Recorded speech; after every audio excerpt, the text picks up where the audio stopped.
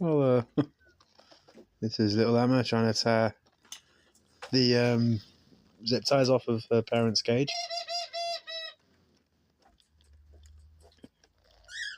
She's super cute when she's doing it. Again, this is another video that I had to edit the sound over, so you can't really hear the birds as they are right now.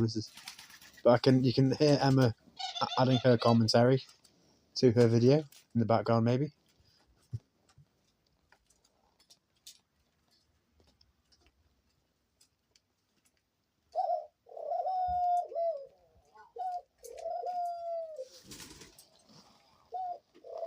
Kermit adding his opinions as well. And this is where Emma decides to make a leap that just doesn't go very well, but I'm still able to catch her, so she's unharmed.